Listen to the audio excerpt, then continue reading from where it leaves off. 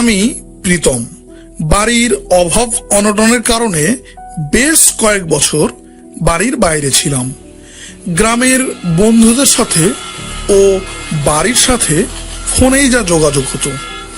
গ্রামে আমার প্রিয় বন্ধু ছিল প্রলয়। ট্রেনে চাপার আগেই ওকে ফোন করে দিয়েছি যাতে ও আমাকে স্টেশনে নিতে আসে। ও আমাকে বারবার একটা কথা বলে দিয়েছে, আমি যেন সন্ধ্যার আগে এসে স্টেশনে নামি। ঠিক কি কারণে সন্ধ্যার আগে আমাকে আসতে বলল সেটা জিজ্ঞাসা করলে ও আমাকে ফোনে তেমন কিছু বলেনি, শুধু বলল গ্রামে আয়, পরে সব কথা জানতে পারবি।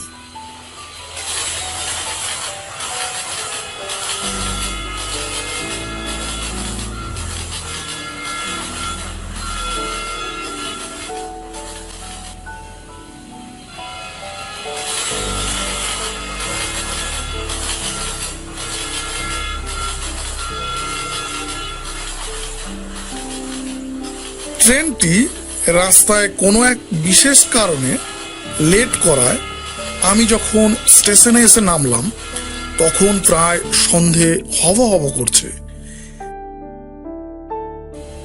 স্টেশনের বাইরে এসে আমি দেখি আমার বন্ধু প্রলয় গাড়ি নিয়ে বাইরে দাঁড়িয়ে আছে।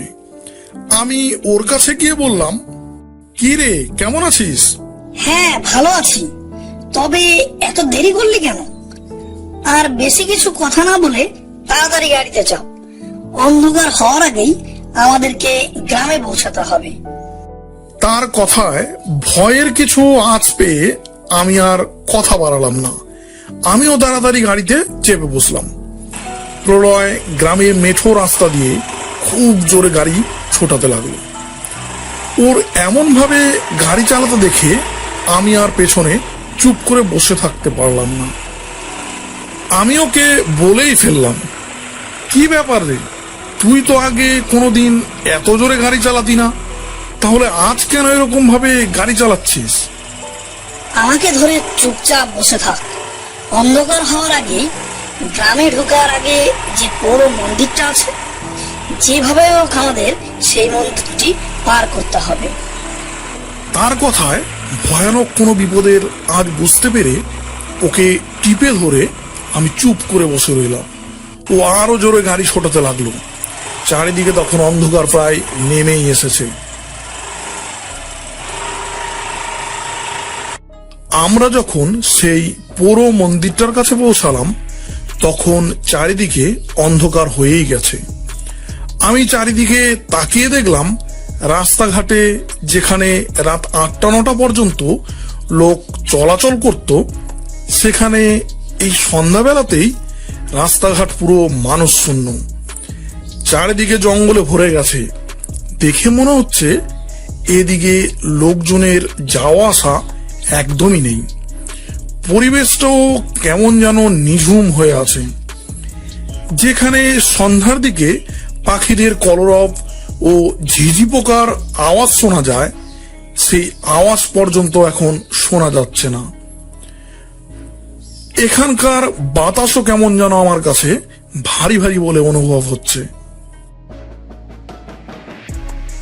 এমন সময় প্রলয় হঠাৎ করেই গাড়িতে জোরে ব্রেক করে দাঁড়িয়ে পড়ল। গাড়ির হঠাৎ করে এই অবস্থায় আমার মনের মধ্যেও ভয়ে ধপ করে উঠল। আমি সামনে তাকিয়ে দেখি আমাদের থেকে কিছুটা দূরেই সেই পুরো মন্দির। আমি দেখি প্রলয় চুপ করে গাড়িতে বসে সোজা তাকিয়ে আছে, কিছু বলছেও না আমাকে। তাই দেখে আমি বললাম, কি রে, কি হলো, আচমকা ব্রেক করে এভাবে গাড়ি থামিয়ে দিলি যে? ও আমার কথা শুনে বলে উঠল, চুপ কর, আস্তে কথা বল, সামনে একবার তাকিয়ে দেখ ভালো করে। আমি ভালো করে সামনে নজর দিয়ে দেখি আমাদের থেকে কিছুটা দূরেই দুটি চোখ অন্ধকারে আগুনের ফুলকির মতো জ্বলজ্বল করছে। আচমকা দেখে আমিও খুব ভয় পেয়ে যাই। তারপর সেই চোখ দুটি একটু নড়ে উঠল। এরপর পাশের ঝোপের মধ্যে কোথায় যেন অন্ধকারে মিলিয়ে গেল। এই না দেখে তখন অন্ধকারে দাঁড়িয়ে থেকে আমাদের দুজনার ভয়ে প্রায় প্রাণ যায় যায় অবস্থা। কথায় আছে না, যেখানে ভূতের ভয় সেখানেই সন্ধে হয়। আমাদের সঙ্গেও তাই হলো। আমাদের জন্য যে আরো বিপদ অপেক্ষা করছিল সেটা আমরা এবার বুঝতে পারলাম। প্রলয় স্কুটিটি চালিয়ে দ্রুত সেখান থেকে চলে যেতে চাইল, তাই যেই না স্কুটার স্টার্ট দিতে গেল সেটি আর স্টার্ট হলো না। বেশ অনেক কয়েকবার চেষ্টা করেও কাজ হলো না। এরই মধ্যে আমরা শুনতে পেলাম গ্রামের ভেতরের যে বড় মন্দিরটা আছে সেই মন্দিরের ঘন্টার আওয়াজ। এর পর মুহূর্তেই ঠাকুরের নাম নিয়ে স্টার্ট দিতেই গাড়ি স্টার্ট হয়ে গেল। এরপর আর এক মুহূর্ত নষ্ট না করে প্রলয় খুব জোরে গাড়ি ছোটাতে লাগলো। অন্ধকারের বুক চিরে নির্জন রাস্তায় আমাদের গাড়ি ঝড়ের গতিতে ছুটতে লাগলো। আমাদের গাড়ি গিয়ে থামলো একদম আমাদের বাড়ির সামনে। সেদিন আর আমাদের কারোর মধ্যে আর বিশেষ কোনো আলোচনা হয়নি এ বিষয় নিয়ে। সকাল হলে আমি গ্রামের বন্ধু বান্ধবদের সঙ্গে দেখা করতে গ্রামের মোড়ের চায়ের দোকানে গেলাম। সেখানে আগে থেকেই আমরা বন্ধু বান্ধবেরা আড্ডা দিতাম। সেখানে গিয়ে আমি কালকের রাতের সমস্ত ঘটনা সবাইকে জানালাম। তারপর সবাই কিছুদিন আগে গ্রামে ঘটে যাওয়া একটা ভয়ঙ্কর ঘটনার কথা আমাকে বলল। সেই ঘটনাটি এরকম। বেশ কয়েক মাস আগে গ্রামের হারু বলে একজন রাতের বেলায় ওই রাস্তা দিয়ে বাড়ি ফিরছিল। তার কাছে বেশ কিছু টাকা পয়সাও ছিল। ওই পৌর মন্দিরের কাছে যখন সে আসে তখন সে ডাকাত দলের হাতে পড়ে। ডাকাত দলের লোক তাকে মেরে তার সমস্ত টাকা পয়সা নিয়ে সেখান থেকে চলে যায়। ওই হারু সারা রাত ওখানে পড়ে থেকে মারা যায়। সকালবেলা সবাই গিয়ে দেখতে পারে ওখানে তার বডিটি পড়ে আছে। ঠিক তার কয়েকদিন পরেই সেখানেই ওই পৌর মন্দিরের কাছে তার বিধবা বউটিরও বিকৃত করা লাশ পাওয়া যায়। আর লাশটি এমন ভাবে বিকৃত করা ছিল যে তাকে দেখে বোঝার উপায় নেই যে ওটা কে। ঠিক এর পরে পরেই গ্রাম পঞ্চায়েতের ভাইও সেই একই জায়গায় মারা যায়। তবে তার মৃত্যুর রহস্যই থেকে যায়। সকালে গ্রামবাসীরা দেখে গ্রাম পঞ্চায়েতের ভাইয়ের বডিটি ওই পৌর মন্দিরের পাশে গাছে ঝুলছে। তবে তার শরীর থেকে মুন্ডুটি নেই, আর বডিটি উল্টো করে গাছের ডালে ঝুলনো। আর তখনও সেই কাটা গলা থেকে টপ টপ করে তাজা রক্ত পড়ছিল। আর তারপর থেকেই নাকি ওইদিকে ভয়ে সন্ধ্যার পরে কেউ আর যায়নি। আর রাত বিরেতে ওদিকে গিয়ে অনেক অনেক বিপদেও পড়েছে। গ্রামে ঘটে যাওয়া এত বড় একটা ভয়ানক ঘটনার কথা শুনে আমার তো গায়ের রক্ত হিম হয়ে গেল। আমি মনে মনে ভাবলাম, কাল আমরা দুজন ঠাকুরের কৃপায় বেশ বাঁচা বেঁচে গেছি। এরপর আমি ওদেরকে বললাম, এই ঘটনার বিরুদ্ধে গ্রাম পঞ্চায়েত কোনো ব্যবস্থা নেয়নি। তখন প্রলয় যেটা বলল, এরপর গ্রাম প্রধান পাশের গ্রামের একজন তান্ত্রিককে ডেকে আনে। সে এসে এখানে এক অশুভ আত্মা ঘুরে বেড়াচ্ছে, সেই এই সব ঘটনা ঘটাচ্ছে। আমি এই লাল সুতো দিয়ে মন্দিরের ভিতরে ওই আত্মাকে বন্ধন করে দিয়ে গেলাম। এরপর থেকে আর কোনো বিপদ হবে না। এরপর থেকে নাকি আর তেমন কিছু অস্বাভাবিক ঘটেনি। এই সমস্ত ঘটনা আলোচনা করে আমরা যে যার বাড়ি চলে আসি। আর সেদিন ঠিক সন্ধ্যার সময় ঘটে যায় এক বিরাট বড় দুর্ঘটনা। গ্রামেরই রাখাল গোপাল গিয়েছিল গরু চড়াতে।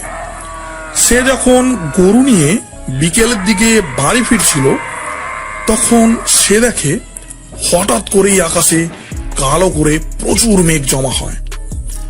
আর দেখতে দেখতে চারিদিকে অন্ধকার হয়ে যায় আর প্রচন্ড বৃষ্টিও শুরু হয়ে যায়। তখন তার গরুগুলি এদিক সেদিক ছোটাছুটি করে চলে যায়।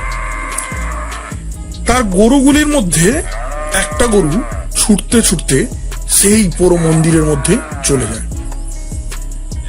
এমন সময় গোপাল রাখাল সেই মন্দিরের কাছে গিয়ে দেখে গরুটির লাফালাফিতে সেই মন্দিরের মধ্যে বন্ধনের যে লাল সুতো ছিল সেটি ছিঁড়ে গেছে আর চারিদিকে বিকট অট্টহাসিতে ছেয়ে গেছে আর একটা বিকট ছায়ামূর্তি সেই মন্দিরের আশেপাশে ঘুরে বেড়াচ্ছে। এই না দেখে গোপাল রাখাল সেইখান থেকে প্রাণ ভয়ে ছুটতে ছুটতে গ্রামের মধ্যে এসে অজ্ঞান হয়ে যায়।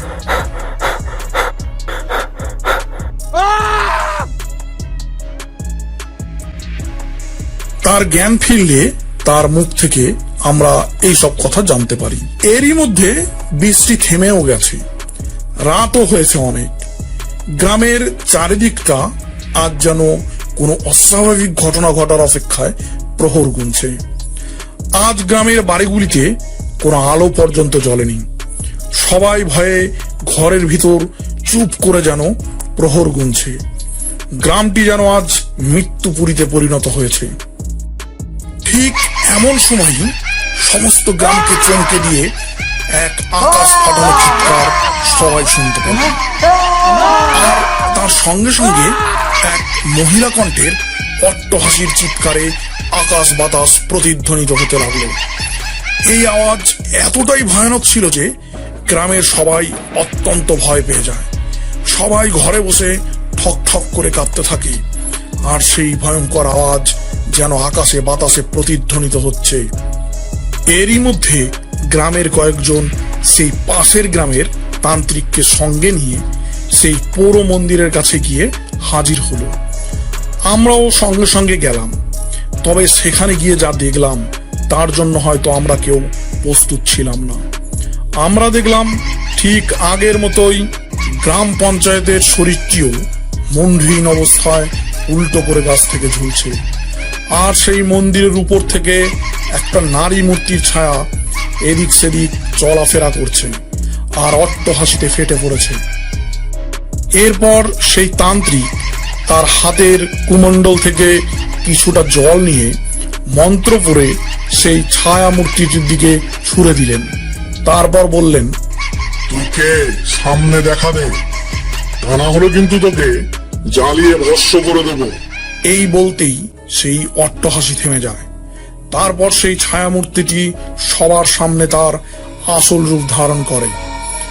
তখন গ্রামের সবাই অবাক হয়ে তাকিয়ে দেখে গ্রামের সেই বিধবা মহিলাটি, যে বেশ কিছুদিন আগে এখানেই রহস্যজনকভাবে মারা গিয়েছিল। এরপর তান্ত্রিক বলে ওঠে, তুই কেন সবাইকে মারছিস? তোর কি চাই বল? শুনবি আমার সাথে কি হয়েছিল শুনবি? শোন তাহলে। আমার স্বামী সন্তান নিয়েছিল সুখের সংসার। একদিন আমার স্বামী অনেক রাত করে ফসল বেচার অনেকগুলি টাকা নিয়ে বাড়ি ফিরছিল। তখন প্রধানের ভাই ও তার দলের লোক আমার স্বামীকে একা পেয়ে সেখানে খুন করে তার সবকিছু লুট করে নিয়ে যায় আর তার বডিটি এখানে ফেলে রেখে যায়, যা আমরা কেউই জানতে পারি না যে আমার স্বামী কিভাবে মারা গেছে। এরপর আমাদের সংসারের অবস্থা অনেক খারাপ হয়ে যায়। আমি কিছু না জেনে সেই প্রধানের কাছেই একটা কাজের আশায় যাই। ঠিক সেই সময় প্রধানের নজর পড়ে আমার উপরে। সেই সুযোগ বুঝে সে আমাকে কুপ্রস্তাব দেয়, কিন্তু আমি তাতে রাজি হই না। আমি বলি, আপনার কুকর্মের কথা আমি সবাইকে বলে দেব। আপনি যে ভিতরে ভিতরে এত শয়তান তা আমি জানতাম না। তোর স্বামীকে তো আমরাই মেরেছি আর ওর টাকা পয়সা সব লুট করেছি। এই কথা শুনে আমি আর আমার মাথা ঠিক রাখতে না পেরে প্রধানের ভাইয়ের গালে একটা চড় বসিয়ে দিই। তখনই রাগে ও আমার পেটে ছুরি চালিয়ে দেয়। আমি ওখানেই মাটিতে লুটিয়ে পড়ি। ওরা আমার মৃত শরীরটাকে এনে সেই গাছের তলাতেই রেখে যায়, যাতে সবাই ভাবে অস্বাভাবিক ভাবে আমারও মৃত্যু হয়েছে। আজ আমি ওদের উচিত শাস্তি দিতে পেরেছি। আজ আমি অনেক খুশি। তার এই করুণ কাহিনী শুনে গ্রামের সবাই একদম চুপ হয়ে যায়।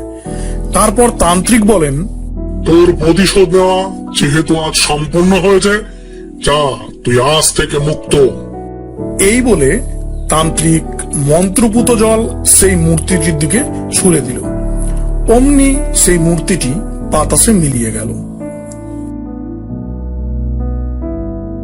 এরপর গ্রামের সবাই যে যার বাড়ি ফিরে যায়, আর সমস্ত গ্রাম আজকের রাতের এই মর্মান্তিক কাহিনীর সাক্ষী হয়ে রইল।